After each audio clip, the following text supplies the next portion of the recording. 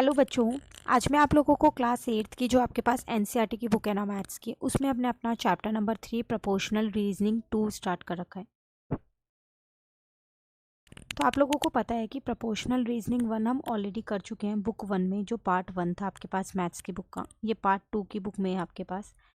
Chapter हमने start कर लिया है। आज हम फिगर इट आउट के क्वेश्चंस करने वाले हैं, जो कि हमारे को पेज नंबर 60 पे दे रखे हैं। तो चलिए स्टार्ट करते हैं अपने क्वेश्चन नंबर 1 से। इसमें आपसे क्या कह रहे हैं? A cricket coach schedules practice sessions that include different activity in a specific ratio. एक क्रिकेट कोच है, उसने प्रैक्टिस सेशंस को शेड्यूल किया और डिफरेंट एक्टिविटीज़ उसके अंदर रखी, जैसे टाइम फॉर वार्म अप या फिर cool down, time for batting, time for bowling, time for fielding. ये 4 एक्टिविटीज़ रखी, इन रेशो में रखी 3-4-3-5। If each session is 150 minute long, अगर एक सेशन 150 मिनट्स का होता है तो बताओ how much time is spend on each activity. तो इस 150 मिनट में कितना टाइम वार्म अप के लिए, कितना टाइम बैटिंग के लिए, कितना टाइम बॉलिंग के लिए, कितना टाइम फील्डिंग के लिए, वो आपको बताना है। अब आप कैसे बताओगे? यहाँ देखो, आपको सबसे पहली बात इतना गिवन है, ये रेशो 3-4-3-5। तो हमने जाना था जब भी किसी एक को डिफरेंट पार्ट्स में डिवाइड करना होता है तो हम क्या करते हैं, टोटल ऑफ रेशो निकाल लेते हैं, जो कि मैंने यहाँ 15 निकाल ली। अब मुझे टोटल टाइम 150 दे रखा है, तो अब मैं इस 150 को कैसे डिवाइड करूँगी? तो 150 इंटू वार्म अप की रेशो है 3 और टोटल ऑफ रेशो है 15। ठीक है, इसको इससे कट किया, 10 आ गया। तो इसका मतलब मैं वार्म अप के लिए 30 मिनट्स उस सेशन में दूंगी। देन बैटिंग के लिए अगेन 150। बैटिंग की जो रेशो है वो है 4 और टोटल ऑफ रेशो है 115 है, तो इससे कट किया 10। तो बैटिंग को मैं 40 मिनट्स दूंगी। नेक्स्ट है बॉलिंग। बॉलिंग के लिए 3 रेशो है, टोटल लिखा पहले, जो बॉलिंग की रेशो है divided by total of ratio, cut किया 10। अगेन इसको 30 मिनट्स मिलेंगे। फील्डिंग के लिए है तो उसकी रेशो है 5, तो टोटल है 150, तो 5 अपॉन में 15, कट किया 10। तो यहाँ आ गया 50 मिनट्स। जब आप सबको प्लस करो इन सारे मिनट्स को तो आपका आंसर 150 ही आना चाहिए। चेक कर सकते हो, 150 आ रहे हैं। क्लियर? चलिए नेक्स्ट क्वेश्चन 2 में क्या कह रहे हैं? अ school library has books in different languages in the following ratio. एक स्कूल लाइब्रेरी है, उसमें कुछ बुक्स हैं बट वो अलग अलग लैंग्वेजेस की हैं, जैसे number of Odia book, number of Hindi book and number of English book इस रेशो में 3:2:1। If library has 288 Odia book. अब उसने क्या किया, यहाँ पर टोटल बुक्स नहीं बताई हैं कितनी है, लेकिन इसने क्या किया है यहाँ पर, तो वो आपको 288 दे दी है। अब आपसे पूछ रहे हैं यहाँ पर how many Hindi English book does it have. तो उस लाइब्रेरी में बताओ हिंदी और इंग्लिश की कितनी बुक होंगी। तो मुझे टोटल नहीं पता, जैसे फर्स्ट वाले में टोटल पता था 150, तो मैंने उसको डिफरेंट रेशोज़ में डिवाइड कर दिया, बट यहाँ टोटल नहीं पता। तो यहाँ मुझे क्या क्या इन्फॉर्मेशन पता है? यहाँ पर मुझे ओडिया बुक का टोटल पता है, तो उससे मैं निकाल सकती हूँ। ठीक है, तो मैंने यहाँ पर ले लिया टोटल नंबर ऑफ बुक्स को, मैंने एक्स मान लिया है। ठीक है, ये मैंने लेट किया है खुद से। तो अगर हम देखें तो हम नंबर ऑफ ओडिया बुक निकालेंगे कैसे, अगर हम रेशो वाला फॉर्मूला लगाएं जो हमने ऊपर वाले क्वेश्चन में लगाया था। तो वो कैसे लगाया था? जो टोटल था वो मल्टीप्लाई जो उसकी रेशो थी, रेशो है 3 divided by total of ratio है 6, यही करोगे। अब नंबर ऑफ ओडिया बुक पहले से 288 दे रखे हैं, तो मैंने यहाँ पुट कर दिया, ये एक्स ऐसी है, तो इससे कट किया तो 1/2 आ गया। इस 2 को मैं इस साइड लेके आ गई, तो ये मल्टीप्लाई का हो गया, और यहाँ से मैंने एक्स की वैल्यू निकाल ली।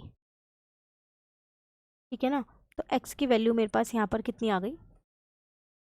अगर मैं इसको इससे इंटू करती हूँ तो 2 8 जा 16, 2 8 जा 16 और एक 17, 2 2 जा 4 और एक 5, 576 हो गई। इसका मतलब उस लाइब्रेरी में टोटल 576 बुक थी। अब इसमें आपको हिंदी और इंग्लिश की बतानी है, तो आप बता सकते हो। तो नंबर ऑफ हिंदी बुक हम यहाँ पर निकाल लेंगे, तो टोटल बुक्स हैं 576, हिंदी बुक की रेशो क्या है 2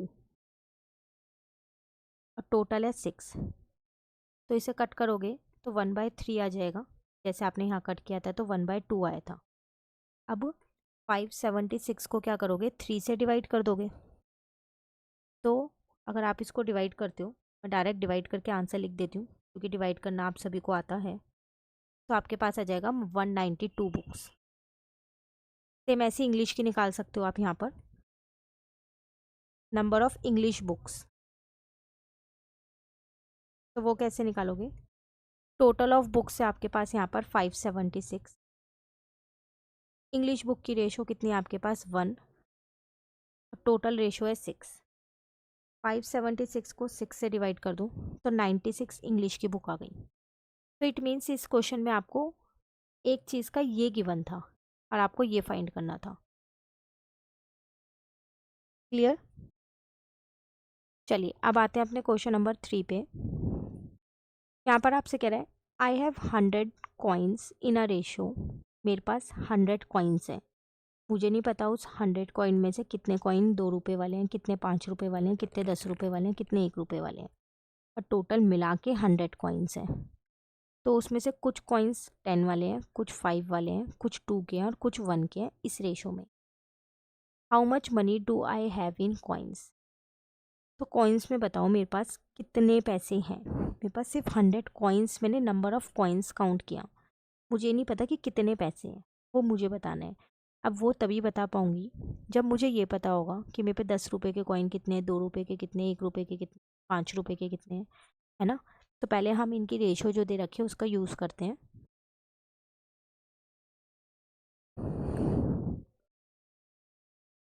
तो 10 रुपीज़ कॉइन की रेशो है, 5 रुपीज़ कॉइन की रेशो है, 2 रुपीज़ कॉइन की रेशो है और 1 रुपी। तो इनकी रेशो क्या दे रखी है मुझे 4 रेशो 3 रेशो 2 रेशो 1, और टोटल कॉइन्स है मेरे पास 100। टोटल ऑफ रेशो निकाल लेते हैं यहाँ पर। तो 4 + 3 + 2 + 1 7 8 9 10 आ गया। Now number of 10 rupees coins कितने होंगे। टोटल 100 कॉइन्स हैं, 10 की रेशो है 4, टोटल ऑफ रेशो है 10, कट कर दिया तो इसका मतलब मेरे पास कितने 40 कॉइन्स हैं 10 रुपीज़ के। सेम ऐसे ही मैं नंबर ऑफ 5 रुपीज़ कॉइन निकाल सकती हूँ। तो टोटल है 100 और 3 की रेशो है, टोटल ऑफ रेशो है 10, तो 30 कॉइन्स है। ठीक है। सेम ऐसे मैं 2 रुपीज़ वाले निकालती हूँ, नंबर ऑफ 2 रुपीज़ कॉइन्स। तो 2 रुपीज़ कॉइन की रेशो है 2, टोटल है 100, पहले टोटल लिखेंगे, इंटू में 2/10, तो मेरे पास 2 रुपीज़ के 20 कॉइन्स हैं। ठीक है। सेम ऐसे 1 रुपीज़ कॉइन निकालती हूँ, कितने हैं, तो उसकी रेशो थी 1, तो 1/10, तो 10 कॉइन्स हैं। मुझे बताना था कितने पैसे हैं मेरे पास। तो देख लो 40 कॉइन्स है 10 रुपीज़ के, 40 कॉइन्स तो कितने हो जाएंगे, 40 इंटू 10 करोगे तो 400 रुपीज़ हो गए यहाँ पर। 30 कॉइन्स है 5 रुपीज़, तो 5 इंटू में 30 करोगे तो 150 रुपीज़ यहाँ पर हो गए। ठीक है। 2 रुपीज़ के 20 कॉइन्स हैं, तो 2 इंटू में 20 करोगे 40 रुपीज़ यहाँ पर आ गए। 1 रुपीज़ के 10 कॉइन है, तो 1 इंटू में 10 करोगे तो 10 रुपीज़ यहाँ पर आ गए। तो टोटल मनी निकाल सकते हो अब आप यहाँ। टोटल मनी आई हैव कितनी है 400 150 40 और 10। ठीक है ना। तो 500 600 रुपीज़ है टोटल मेरे पास, जो मनी फॉर्म में है। पर ये जो है कॉइन की फॉर्म में 600, नंबर ऑफ कॉइन्स मैंने यहाँ निकाल दिए, कितने कितने कौन कौन से उसके कॉइन हैं। क्लियर। चलिए क्वेश्चन 4 पे आते हैं। Construct a triangle with side length in the ratio 3:4:5. Will all the triangle drawn with this ratio of side length be congruent to each other? Why और why not? कह रहा है आपको क्या करना है, ट्राइंगल कंस्ट्रक्ट करना है जिसकी साइड लेंथ 3, 4 और 5 हो।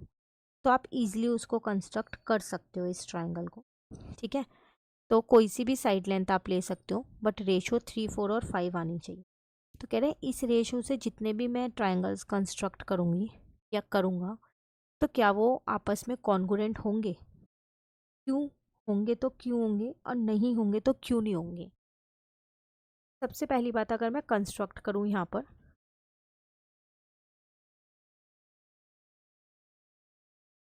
तो साइड लेंथ है मेरे पास, रेशोज ऑफ साइड लेंथ मैं यहाँ लिख देती हूँ, तो वह 3:4:5। ठीक है, आपसे यहाँ पर बोला था कंस्ट्रक्ट करना है आपको, तो कंस्ट्रक्ट तो हम इजीली कर सकते हैं। तो मैं यहाँ लिख दूंगी yes we can construct a triangle with sides in the ratio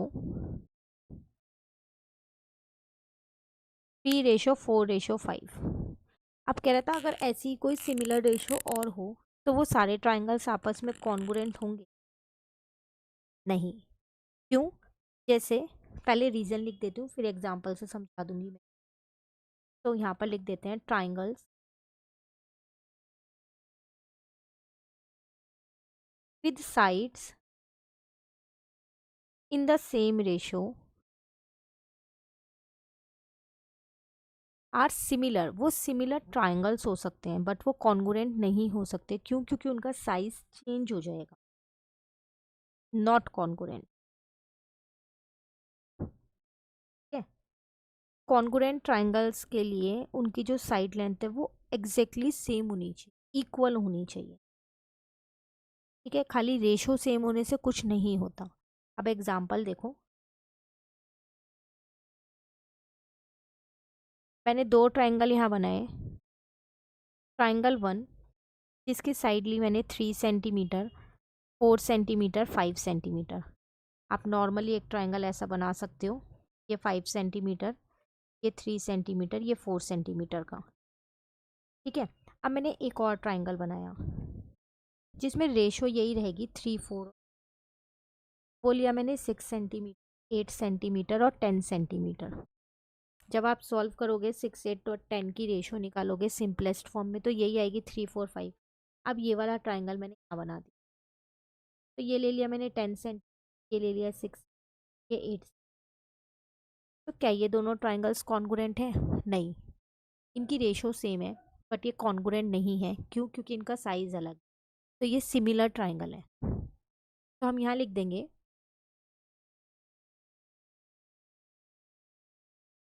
they have the same ratio. इनकी रेशो ज़रूर सेम है लेकिन size different, but different size. तो hence they are not congruent. तो ये कॉन्ग्रुएंट ट्राइंगल्स नहीं है, ये सिमिलर ट्राइंगल्स।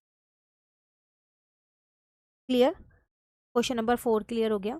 चलिए लास्ट क्वेश्चन है क्वेश्चन नंबर 5, उसके बाद ये फिगर इट आउट कंप्लीट। आपसे कह रहे हैं can you construct a triangle with side length in the ratio 1:3:5, why और वाई नॉट। क्या आप एक ट्राइंगल कंस्ट्रक्ट कर सकते हो 1:3:5 में? तो ट्राइंगल इनइक्वालिटी का कंसेप्ट लगा लो, ऊपर वाला भी ऐसे ही कंस्ट्रक्ट किया ना, उसमें ट्राइंगल इनइक्वालिटी का कंसेप्ट। तो ट्राइंगल इनइक्वालिटी का कंसेप्ट हमसे क्या कहता है? Sum of two side is greater than third side, यही बोलता है ना। तो to form a triangle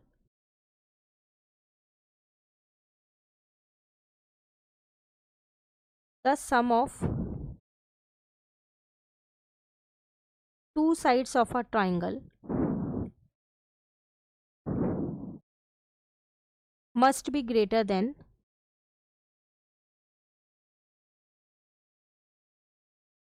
third side. ठीक है, अब मुझे यहाँ ट्राइंगल दे रखा है, रेशो गिवन है मुझे 1, 3 और 5, यही है। तो चलो ये चेक करते हैं। तो 1+3 जो है वो 1+3 इज नॉट ग्रेटर देन 5, वो 5 से बड़ा नहीं है। तो हेयर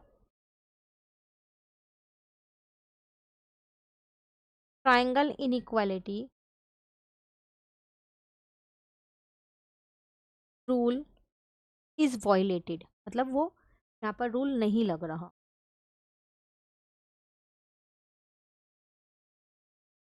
तो hence triangle can not be constructed.